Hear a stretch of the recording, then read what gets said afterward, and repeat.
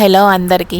ఈరోజు వచ్చేసి మా పిల్లలకి సాటర్డే కదా, అయితే ఒక మంచి స్పెషల్ డిష్ చేశానండి. ఫ్రైడ్ రైస్, పాలకూరతోటి వెజ్ ఫ్రైడ్ రైస్. అస్సలు పాలకూర అంటేనే తింటారా పిల్లలు? తినరు కదా. సో ఇలా చేయండి, అస్సలు వదిలిపెట్టరు, మళ్ళీ మళ్ళీ అడుగుతారు. మీరు కూడా ట్రై చేయండి. ఇప్పుడు వచ్చేసి ప్రాసెస్: వెల్లుల్లి, ధనియాలు, జీలకర్ర, పచ్చి కొబ్బరి, పచ్చిమిరపకాయలు, మిరియాలు, యాలకులు, ఆనియన్, ఇవన్నీ కలిపి పేస్ట్ పట్టుకోండి. అలానే ఒక గిన్నెలో పాలకూర కూడా బాగా బాయిల్ చేసేసుకొని పేస్ట్ పట్టేసుకోండి.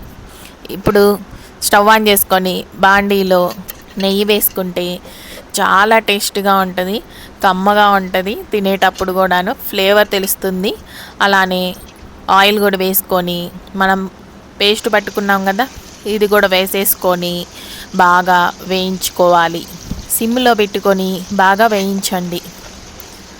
చూసారు కదా, ఇలాగ రావాలి. క్యాప్సికమ్ నేను 2 తీసుకున్నాను. క్యాప్సికమ్, ఆనియన్ వచ్చేసి 1 తీసుకున్నాను. ఇవి 2 కూడాను బాగా కలుపుకొని మంచిగా కుకింగ్ చేసుకోండి.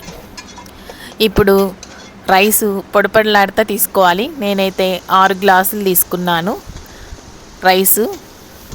ఇప్పుడు ఇందులో వేసేసుకొని బాగా మిక్స్ చేసేసుకోవాలి. సాల్ట్ 1 టేబుల్ స్పూన్ యాడ్ చేసేసుకోవాలి ఫస్ట్. ఇప్పుడు పాలకూర పేస్ట్ కూడా వేసేసుకుంటున్నాను. మనము బాయిల్ చేసుకున్నాం కాబట్టి సరిపోతుంది. చూసారా, బాగా మిక్స్ చేసేసుకోవాలి. ఇలా గ్రీన్గా ఉంది కదా. ఇప్పుడు కారం వచ్చేసి 2 టేబుల్ స్పూన్లు వేసుకొని బాగా మిక్స్ చేసేసుకోవాలి.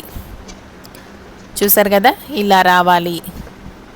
ఇప్పుడు ఇందులోకి మళ్ళీ సాల్ట్ యాడ్ చేసేసుకోవాలి 1 టేబుల్ స్పూన్. దీని మొత్తాన్ని బాగా మిక్స్ చేసేసుకోండి. ఇంకా ఫైనల్గా మనము కొత్తిమీర యాడ్ చేసేసుకుంటే సరిపోతుంది. ఇంక ఇదంతా మనం ఒక బౌల్లో తీసేసుకొని ఇంకా పిల్లలకి లంచ్ బాక్స్ కానీ మనం ఈవినింగ్ అప్పటికప్పుడు తినాలనుకుంటే అలా చేసుకొని కూడా తినచ్చు.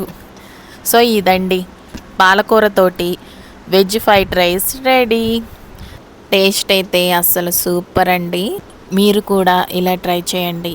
Please subscribe. Thank you.